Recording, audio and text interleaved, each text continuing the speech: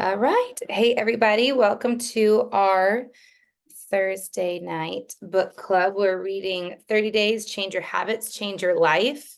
I love this book because it's like easy little snippets. I feel like these chapters are super easy. You can put them into motion. They're very just cut to the chase. This is what it is. It's not a whole bunch of fluff. It's literally just easy, implementable actions each week that we can incorporate, right, as we're reading it. So, I felt like chapters 41 through 50, I felt like those were very much of it feels like if you could sum it up, it would be just create margin, right? Create margin in your life. Like get rid of all the extra, get rid of all of the excess, get rid of all of that, and really just be intentional with your time and focus on what you're doing in the present. That's kind of what I gathered as a whole from these chapters. Just kind of bringing your peace and your joy back into your life by eliminating some things, adding in some things, more family time, less screen time, things like that.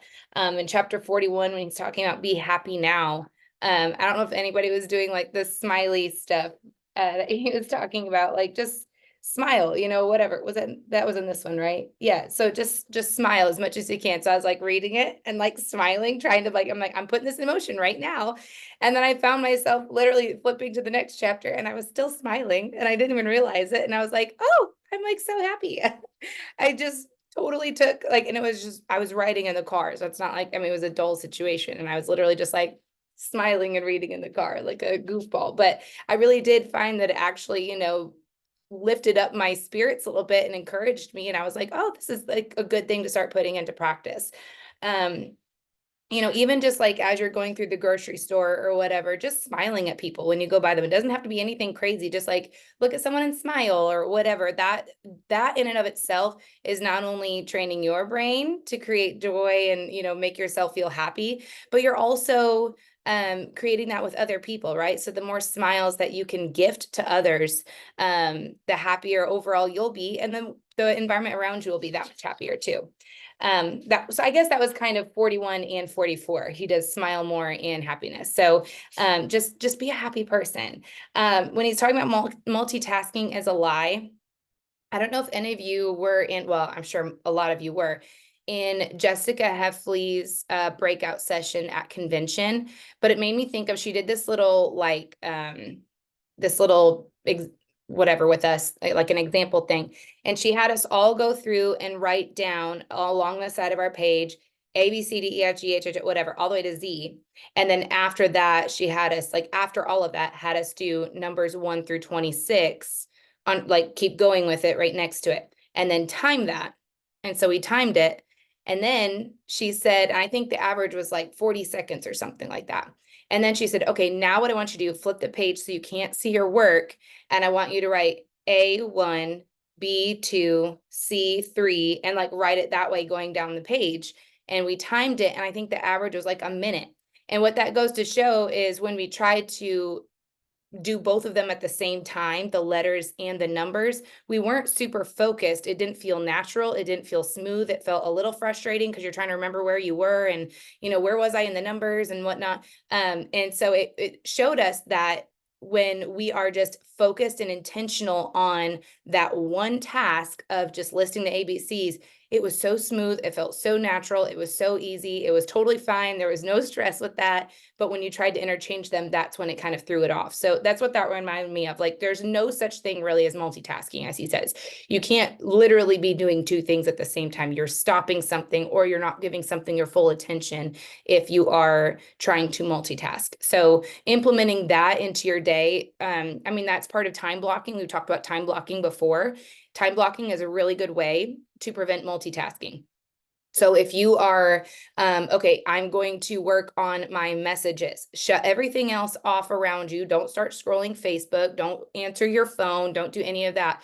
Literally just do your messages. If you are working on your post, maybe even get off Facebook and write your post off of Facebook so you're not getting notifications or messages or whatever. Because I've tried the whole I'm just not going to answer messages. And then a message comes through and I'm like, but what if that one's important? Or like, oh, the first few words of that made me a little bit nervous. And now, whatever, because I've got the first little bit to show.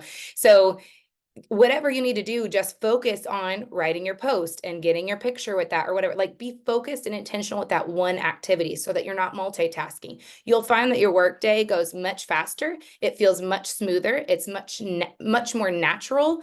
And it tends to really fight like creative block or anything. Like, if you're just focused on that one thing, you can actually just activate the creative part of your brain and shut off the logical part, or vice versa, right? Simplifying your life. This one just speaks to me so much. Brittany Howard, I have so many examples because I've just really been deep diving into a lot of personal growth. Brittany Howard has she has her podcast, and in one of them she talks about, at the end of the day, basically just turn everything else off and say out loud before you go to bed what you're grateful for. And what you were productive in that day. What did you complete that day? What were you able to accomplish? What are you proud of yourself for? Like, list some things that you were productive in. And so I've started putting this into practice. David kind of laughed at me the first couple of times I did it, but I'm like, I don't know, it's really helping, because he talks in here about stop thinking about work when you're home. Worrying about something that can't be changed at the moment is wasted energy. And I thought, man, I used to do that so much, like especially at bedtime, right? Just sitting here and laying thinking about all the million things I didn't get done, or the things I should have done, or whatever. Where I found if I just start saying out loud and talking about the things that I'm grateful for, and I was able to clean my kitchen today. I fed my family a nutritious meal. I got my kids to school with all of their hair done. I got like, it can be little tiny things, but if you are saying out loud the things that you actually succeed and were productive in, it'll take a lot of brain space away. He talks about uncluttering your computer. That's something I feel like we all could do, is go through and just unclutter. I know especially if you build events, I don't know if you guys are like me. I was going through my computer today and I had 8 million random pictures from events, like just saved on my computer. I'm like, I need to go and either organize these or clear them out and start over.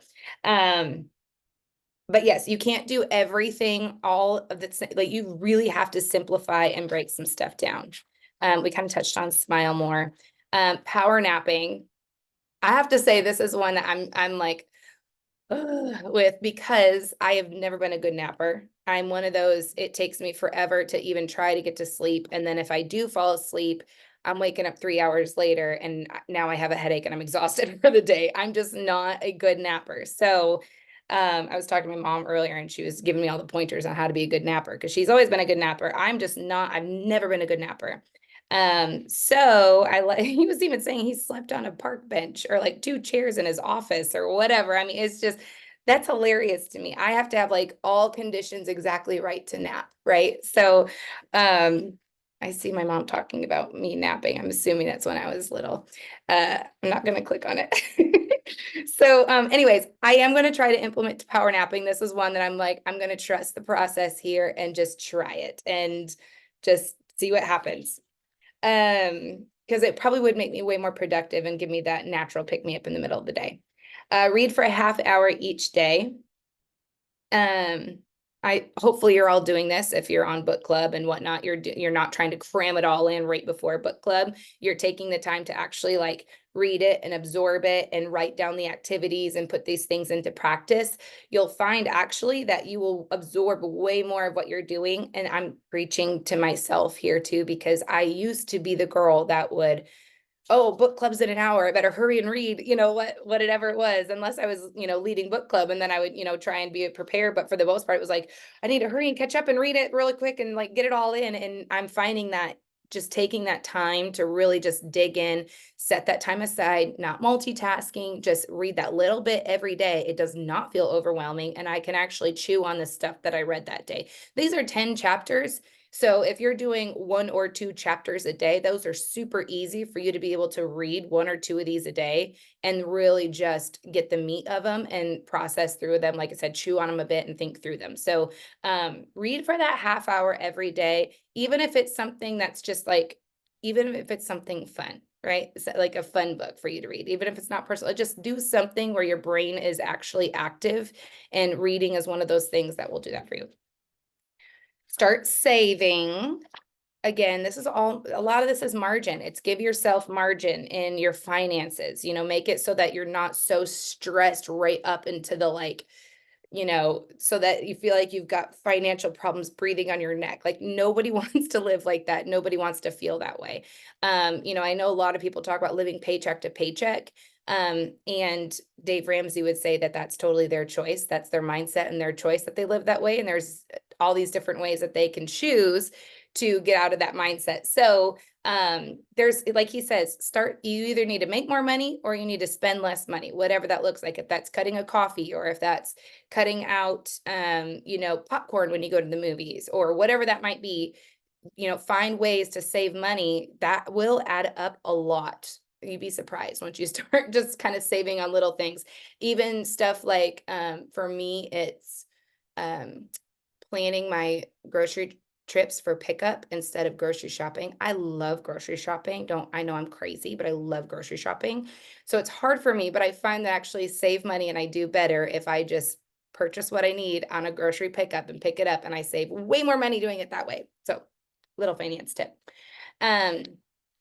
Forgive everybody who has wronged you, and most of all yourself. You will have so much more freedom in your mind, your heart, in your spiritual life, your walk with the Lord, all of that, if you can really just let go of some of that stuff. And I know that's hard. But one thing that really helps for me is if I'm really struggling with like a specific somebody, I just find that I just start to pray for them, even if it feels like, oh, I'm going to pray for them. Like if you start praying for somebody, you want those prayers to come true, right? You start praying positive prayers over these people, and eventually you'll find your heart shift and you'll find a change in that. Look for those positive intent. Look for the positive intent with people. If somebody cuts you off on the road or whatever, that's frustrating, and maybe they're angry and cut you off, but I don't know. I guess devil's advocate. I'm always the one that's like, well, maybe somebody in their family is very sick and they're trying to get to the hospital really fast. I don't know. Or maybe they just found out their wife's in labor and they're trying to run home really quick. I have no idea. Like, being positive intent through these things, like if you can really just start to see people through God's eyes and the way that he created them and see them for their potential and what they could be, you'll find that that forgiveness is a lot easier. Arrive 10 minutes early. And this is one that I have really, really improved on myself. Don't be late for stuff. It's just, it does look rude, even if it's like, even if you're known for it and everyone's expecting it or whatever, which is how I used to be. Just everybody knows Natalie's going to be late. It's just, it's still rude, and it's not very polite. It does not honor other people's time, and it doesn't honor your own time, especially if you are working on time blocking and being efficient with your time. If you're cutting everything up to like the last second, that's not beneficial. What book? We just read a book. See, this is where I struggle, is like remembering which book exactly says what, because they all sometimes say a lot of the same stuff. But we just read one in book club, and I remember it talking about giving yourself that 10 to 15 minutes in between things to even just think and breathe, even if it's stuff in your own office. Like, okay, I just shut that off. I'm going to give myself 10 minutes, and then I'm going to start my next task. So that way you actually have a transition period. Is it slight edge? I don't remember. So you have that transition period in between tasks. So the same thing is, if I can plan on, okay, my doctor says my doctor's appointment's at 9. I'm going to tell myself it's 8:45. I'm going to put my phone as 8:45, which I do that. So that's a little tip too. Put it my phone as 8:45, and then I show up at 8:45 and I'm like, okay, ooh, I have a second to like gather my thoughts. I can go pee if I have to, if I need a drink of water or whatever. I probably have paperwork to fill out, and I can actually just like be done with it and go back and actually just relax a little bit, instead of like flying in the door and now they've got paperwork for me and I'm so late and I'm so sorry. And that it's so stressful. It's stressful for you. It's stressful for the people that you're with. Just work on being early, not even on time. Work on being early, and then speak less, listen more. Yeah, that'll preach. Just what it is. If you are thinking about what you're going to say to somebody, this is another one of those, like, you're not really giving yourself margin in your brain space if you are listening and also trying to think of what you're going to say next, right? You really can't give anything of value or anything constructive if you're not even listening to what they're saying and you're just responding with something else. Really listen and be okay with the fact that you might not have anything to say. You might not have anything to say back, and it's okay to have that slight pause. in conversation, right? And I think that's where we get a little bit like, oh, we don't want to we want to know what we're going to say because, silences and pauses are awkward. And so we want to make sure we know what we say right when we're ready. I feel like that's where a lot of that comes from, but be okay with those pauses. Give yourself margin in your conversations, right? So like I said, I felt like all of these really just were summed up in like, give yourself margin in your finances, in your time, in your brain space, in your conversations, in your friendships. He talks about technology, less screen time. Screen time will literally just eat up your day. And I know a lot of us feel like we don't do it that much. I promise if you really start looking at it, you're on your screen a lot during the day. So if you can find a way to do this, have your phone, get your work done, put your phone away, and just enjoy the time with your family when you're with your family, right? So I'm going to open it up to everybody else because speak less, listen more is not my forte. So I'm going to speak less.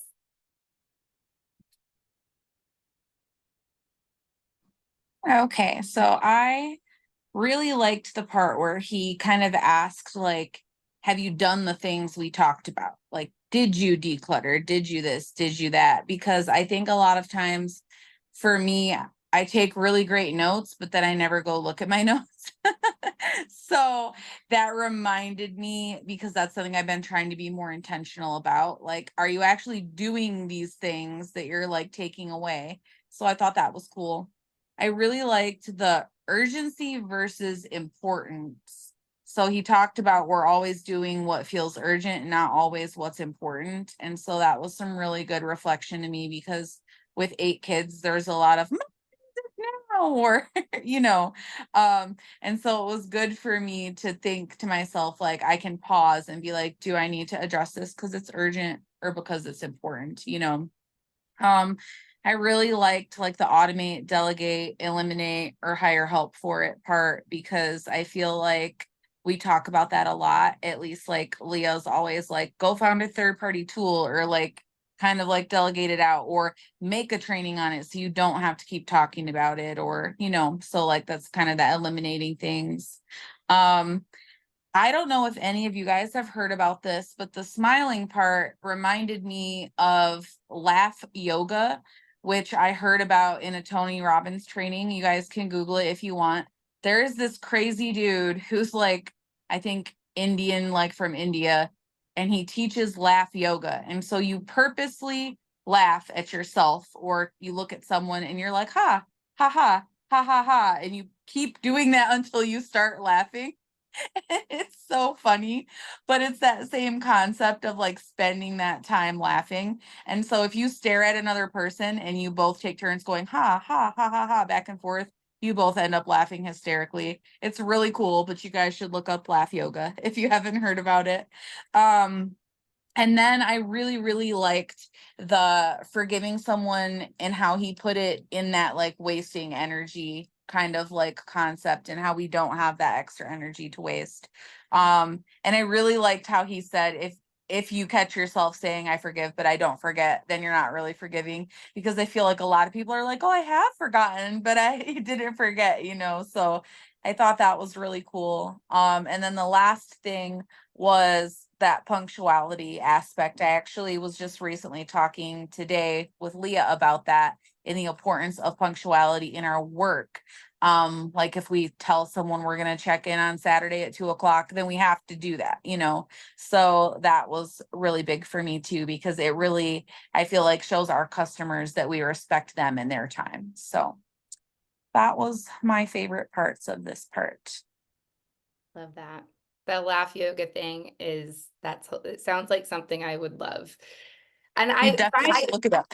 yes, and I mean, surround yourself with people too, and your friends that bring that out in you, right? So Emily Gernot and I mean, we've been friends forever, but I would say her and I, we get together and we get laughing, and it's one of those like now you're laughing at the other person laughing, and you can't stop laughing, and your belly laughing, and probably at I'm not going to tell you that it happened a lot during convention, just like with little things. And we should be laughing, but we're laughing, whatever. It's just, but you need to surround yourself with those people that pull that out in you and just make you laugh and smile no matter what. So good.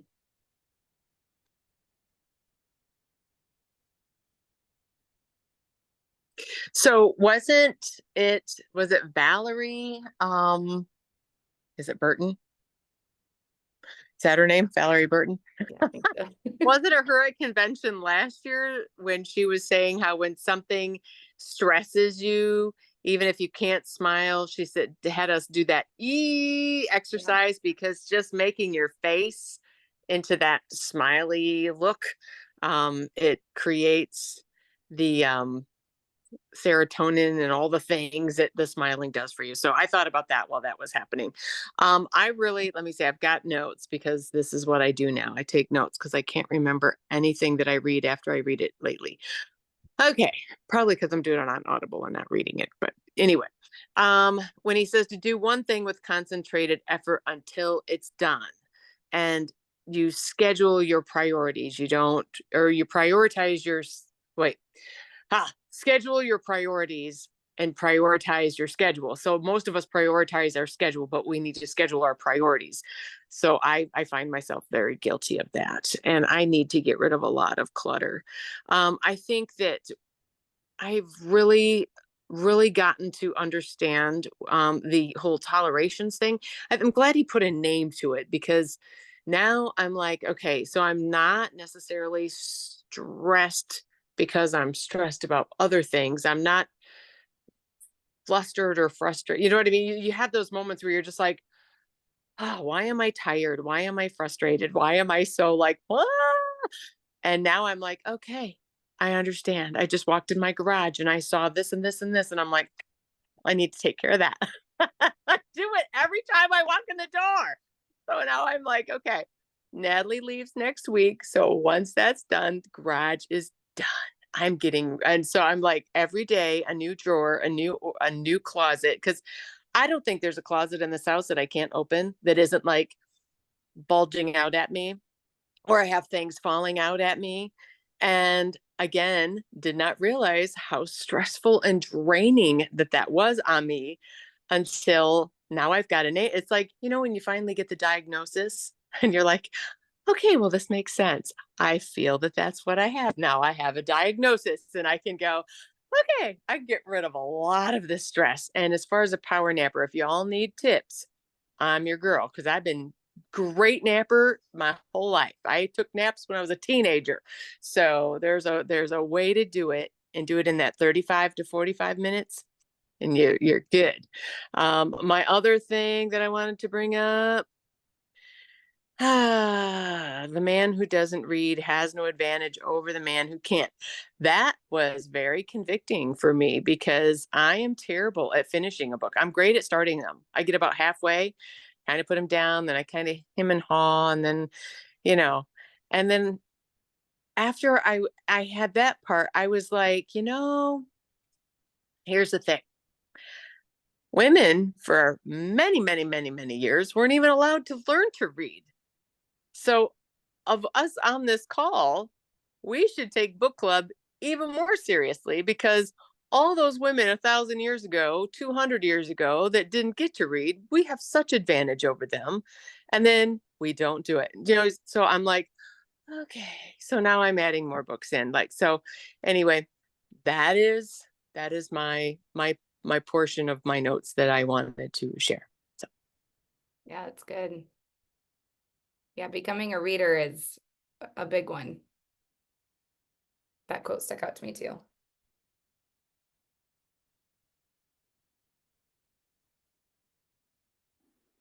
I was thinking about the reading thing too, because I think Jamie and I were talking about this a couple months ago. Like, we have 5 books we want to read, and I have like multiple topics of books that I want to read. Or does anybody else like add a bunch of books to their Amazon cart? They buy them, you have a stack of them, you never get to them. And I just am like, the scheduling priorities thing.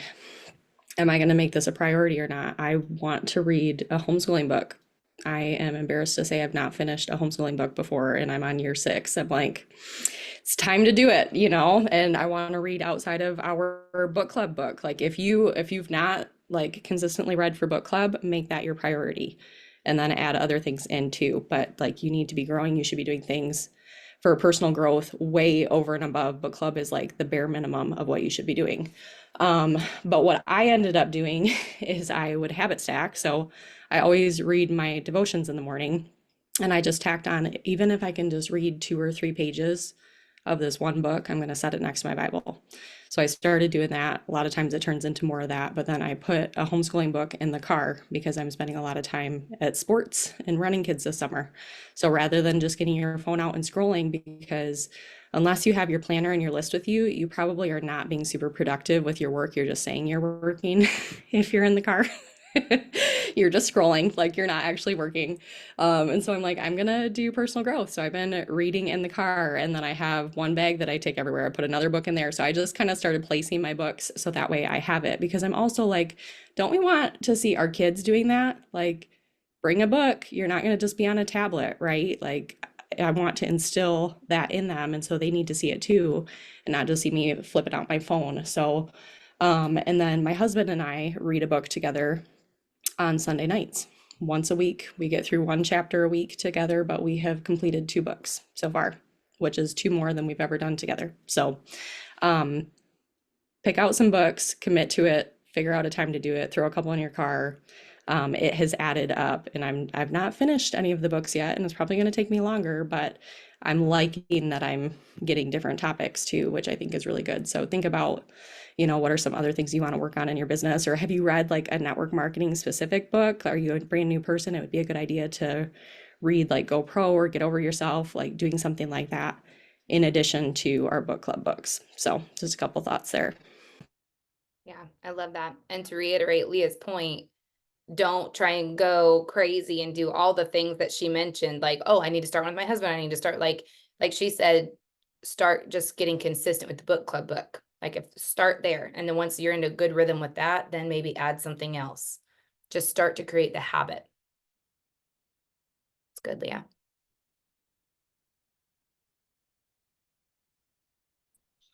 Really good tips.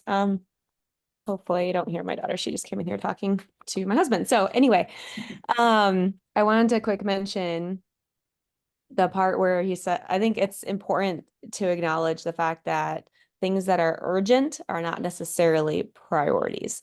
And I think it does not usually feel that way. Usually if something is urgent, we automatically pop it into a priority bucket. At least I guess I'll speak for myself and not say that for you, but I'm just thinking that's probably pretty common. So if we know ahead of time, and if you guys have heard any calls on this before, I know I've talked about it, I know other people have talked about it, but if we can ahead of time determine what our priorities are, even better, write them down, be it for our work, be it for our family, and we actually consciously have decided, then when the urgent things do come our way, we can be more prepared and more,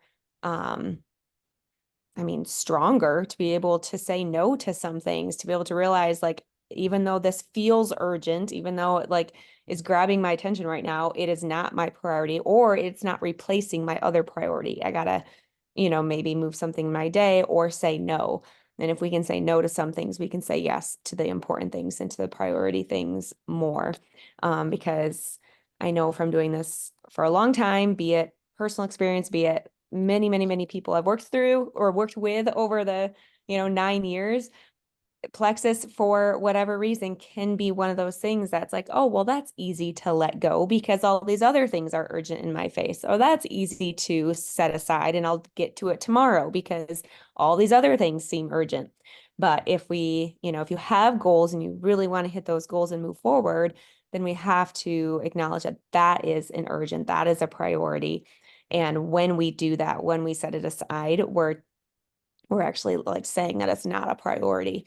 But we can have the priorities in both this and our personal life, and do that effectively as well. Yeah. And I have to remind myself, like everybody else's priorities doesn't equal my priority. Just because it's their priority and they are making it urgent on my plate doesn't mean it needs to be my priority in that moment. It's those boundaries.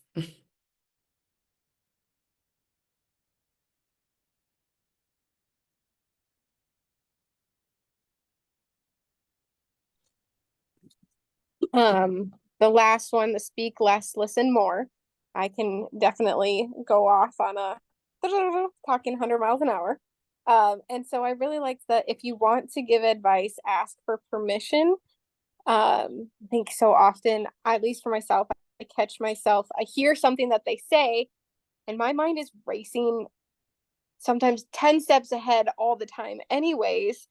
And so, really, one, trying to hone in and listen on what they're saying, but then instead of just blurting it out, like asking just more questions to help get more of the story out, and then asking for that permission. That kind of really stood out to me. So instead of me being the one to say it to them, it's going to mean more when they come to the realization themselves, or they speak it out loud themselves. So that was just kind of like a huh moment.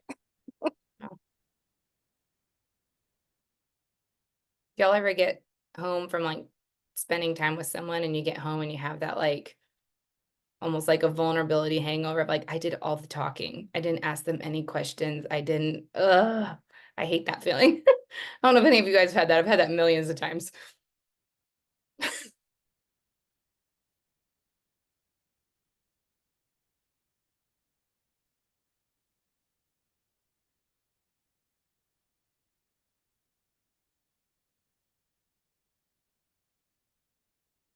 Anybody else have anything they want to share?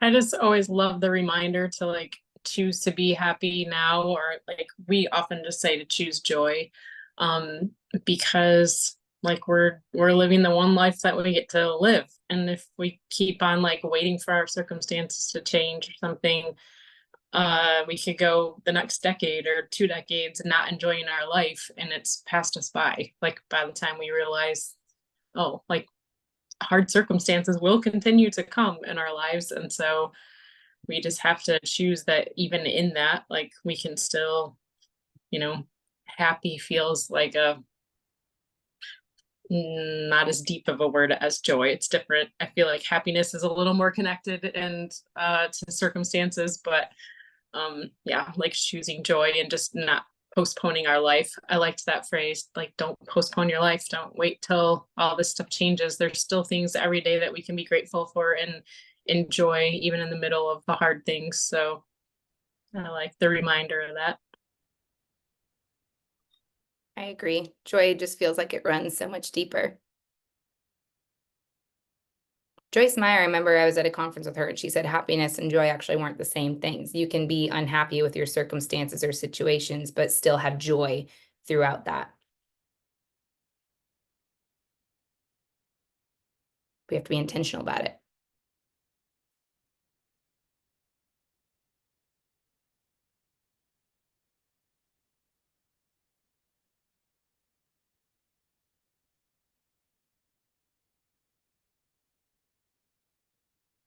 Anybody else?